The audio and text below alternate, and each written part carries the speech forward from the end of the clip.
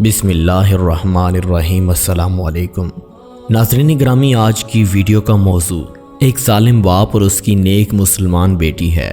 اس واقعے میں آپ دیکھیں گے کہ ایک باپ بیٹی پر ظلم کرتا ہے، اس کی آنکھوں میں آنسوؤں کا سبب بنتا ہے، اور پھر ایک اللہ والا بزرگ کیسے اس کی اور اس کی بیٹی کی مدد کرتا ہے۔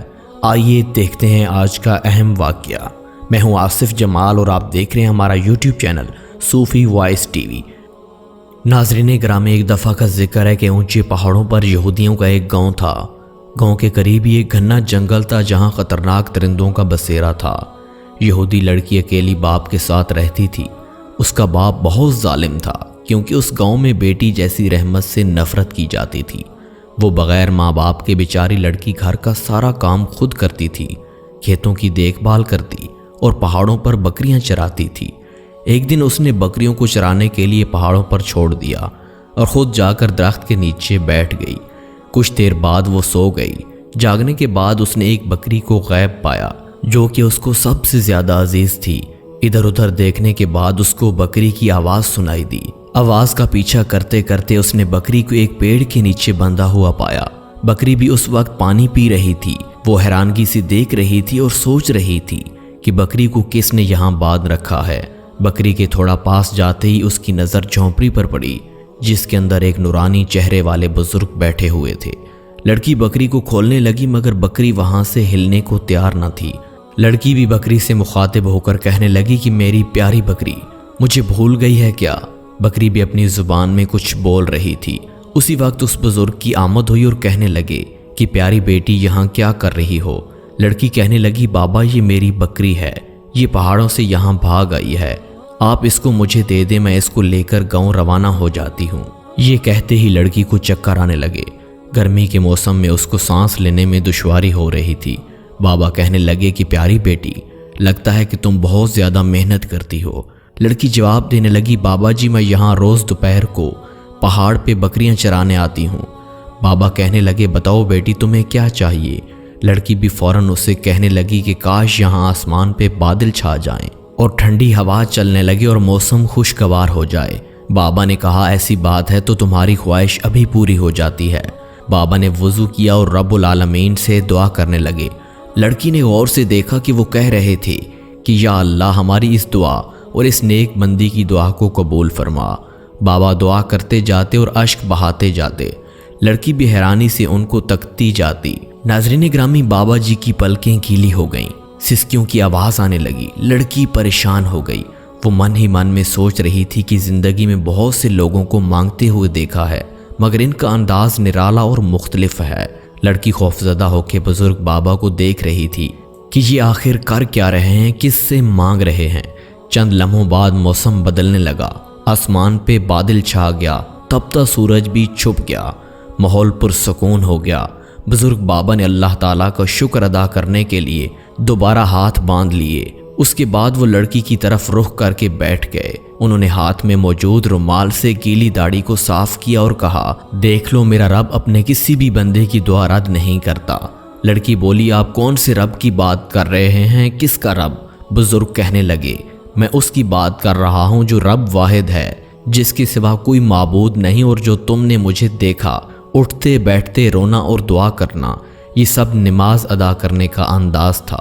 میں نے 2 رکعت نفل نماز ادا کی اور دعا مانگ رہا تھا، دیکھو اس رب العالمین نے دعا رد نہیں کی۔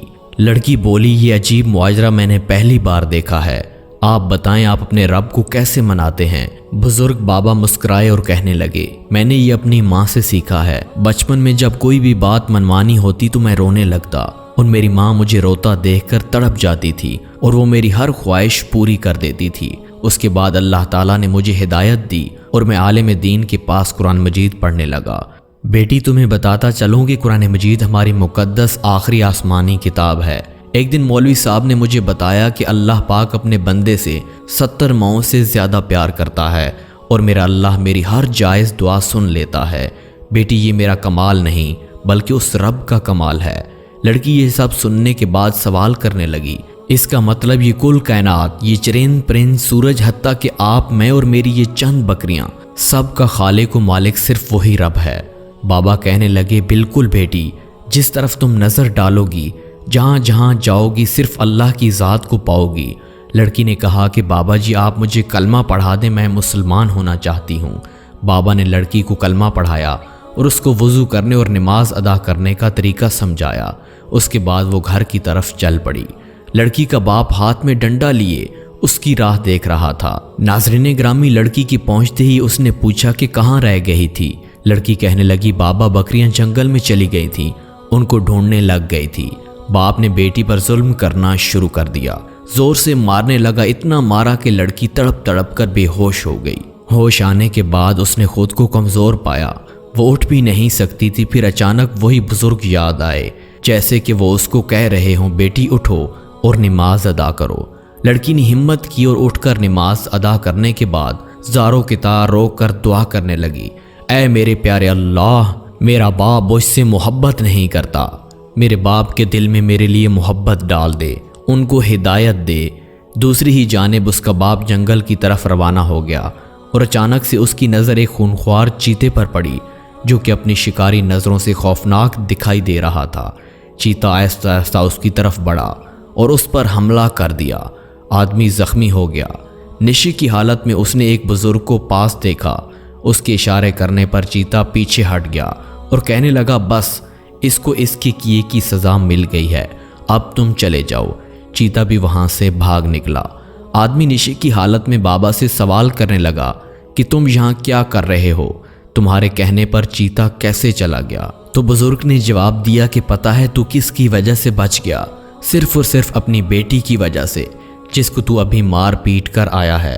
تیری بیٹی نے اب اسلام قبول کر لیا اور وہ مسلمان ہو چکی ہے۔ آدمی نے فوراً سے کہا کہ یہ تو کیا بکواس کر رہا ہے۔ بزرگ نے کہا کہ اگر تم یہ بات نہیں مانتے تو میں دوبارہ چیتے کو حکم دیتا ہوں کہ وہ تمہارا نام و نشان ہی مٹا دے گا۔ بزرگ کے اشارے کرنے کے بعد چیتا واپس آ گیا۔ آدمی شور کرنے لگا بچاؤ بچاؤ مجھے بچاؤ۔ بزرگ اس سے کہنے لگے دوبارہ کبھی اپنی بیٹی پہ ظلم کرو گے، اسے مارو گے؟ آدمی نے جواب دیا میں وعدہ کرتا ہوں دوبارہ کبھی ایسی نادانی نہیں کروں گا۔ ہمارے دین میں بیٹیوں سے محبت کی جاتی ہے، ان پہ ظلم و ستم نہیں۔ آدمی نے بزرگ سے معافی مانگی اور وعدہ بھی لیا کہ آئندہ اپنی بیٹی پہ ہاتھ بھی نہیں اٹھاؤں گا۔ کہنے لگا اب میں بھی مسلمان ہونا چاہتا ہوں، آپ مجھے بھی کلمہ پڑھا دیں۔ ناظرین گرامی، یہ ویڈیو ان لوگوں کے لیے ہے جن کی نظر میں بیٹی کی کوئی اہمیت نہیں۔ دین اسلام میں بیٹیوں سے محبت کی جاتی ہے۔ بیٹیوں تو ہماری آنگن کا پھول ہوتی ہیں، ان کو شفقت سے رکھیں، ان کی آنکھوں میں پیار و اشکوں کا سبب نہ بنیں۔ دوستو، اگر آپ کو ہمارا یہ واقعہ، دلکش واقعہ، رونے پر مجبور کر دینے والا واقعہ، کافروں کو مسلمان کر دینے والا واقعہ اگر پسند آیا تو ویڈیو کو لائک، جتنے بھی آپ کے کانٹیکٹس نمبر ہیں ان پہ شیئر کریں۔ شاید آپ کے شیئر کرنے سے کسی کی زندگی بدل جائے اور اس کا ثواب آپ کو تا قیامت تک ملتا رہے۔ شاید آپ کو اسی ایک نیکی کی خاطر جنت میں ایک اچھا سا گھر مل جائے۔ دوستو، ملتے ہیں ایک اور واقعے کے ساتھ، تب تک کے لیے ہمیں دیجیے اجازت۔ اللہ نگہبان۔